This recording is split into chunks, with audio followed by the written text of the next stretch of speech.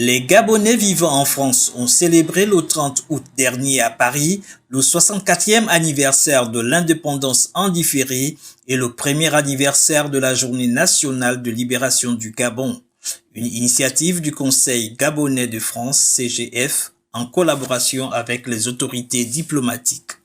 Son Excellence Madame l'ambassadeur, vous représentant du Gabon, près de la République française, a bien souhaité associer la communauté dans sa diversité à l'organisation d'un tel événement. Il y a un moment d'unité, de cohésion pour notre pays. Donc c'est pour nous un honneur d'être ici et de célébrer les 64 ans de l'indépendance de notre pays, mais aussi l'an 1 du coup de libération. En plus de la présence de la reine de beauté gabonaise en France, la culture était à l'honneur avec les prestations des artistes de renom tels que Nélio, Joël du groupe Vibration, Jassang, Germaine O et Isaac John qui, dans un style métaphorique, a prodigué un sage conseil au public.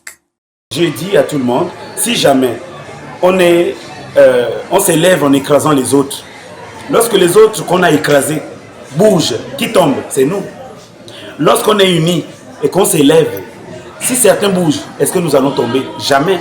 Donc, à moins d'un an de son mandat, le président du CGF dresse un bilan satisfaisant de son organisation avec la mise en place d'un nouveau cadre axé sur le bien-être des Gabonais. Le bilan qui est organisationnel, c'est-à-dire que nous avons souhaité rendre le CGF inclusif, c'est-à-dire vraiment être au plus près des acteurs, de nos compatriotes, et que ce ne soit pas vécu comme un système qui est auto-centré sur Paris.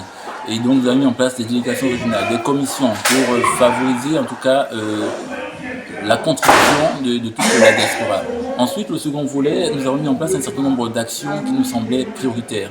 La mise en place d'un site internet qui permet de référencer les acteurs associatifs, les opérateurs économiques, qui permet également de pouvoir faciliter les déplacements ou l'accueil des primo arrivants sur le territoire. La visite du village artisanal a permis de découvrir non seulement le savoir-faire artisanal, mais aussi la dextérité des associations et entrepreneurs gabonais qui font la fierté du Gabon en France.